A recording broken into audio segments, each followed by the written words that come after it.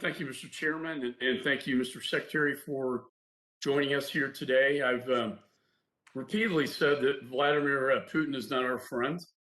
In addition to last year's solar winds hack in my hometown of Austin, he and his cronies are responsible for at least three additional cyber attacks in the last 2 months, including two on U.S. companies, which seriously disrupted our supply chain. He continues his illegal occupation of Crimea. He orchestrated the poisoning of Alexei Navalny.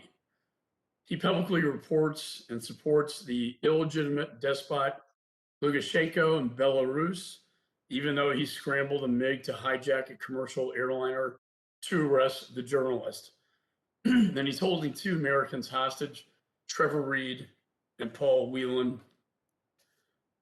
Yet late last month, the Biden administration made the baffling assertion that waiving sanctions on Nord Stream 2 AG, a Russian Gazprom subsidiary, and its CEO and corporate officers is somehow in the U.S., quote, national interest. Let me be clear, allowing a Russian malign influence project to be built that will enrich Putin, give him greater strength in Europe, and further endanger Ukraine is absolutely not in our U.S. national interest.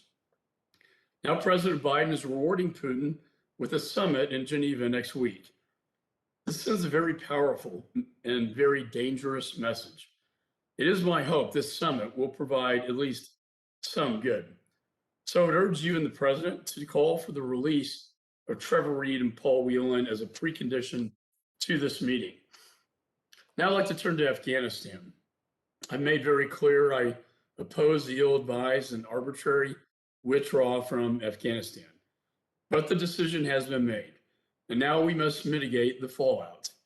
And that starts with honoring our promises to those Afghans who risked their lives to work alongside our troops and personnel.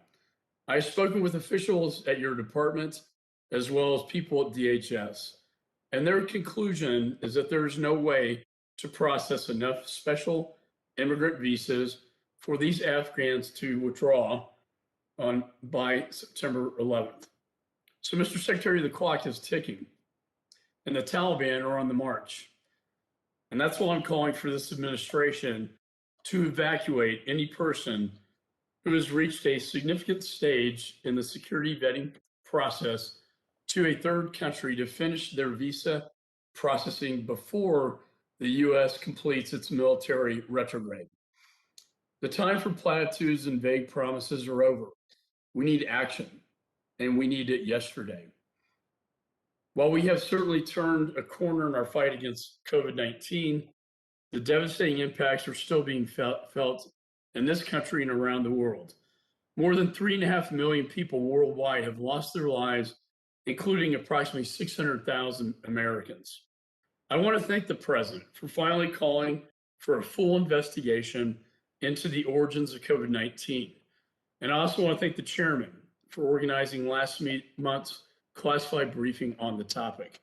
Last year, I conducted an extensive investigation into the origins of COVID, and I would like to submit that here for the record and send you a copy, Mr. Secretary. I hope it will provide guidance to the administration as you vigorously search for answers. If we can't get to the bottom of how this happened, we are doomed to watch as history repeats itself. And if it turned out this did leak from a Chinese lab, it's just one more example of how the CCP's malign behavior damages the entire world.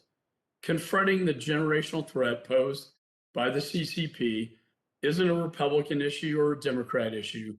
It's an American issue.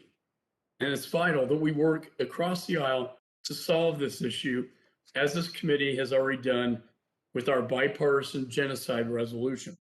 So I want to thank Chairman Meeks for working with me on this important resolution. I urge Speaker Pelosi to bring it to the floor for a vote as soon as possible. And Mr. Secretary, I want to thank you again today for joining us. The world is facing many crises.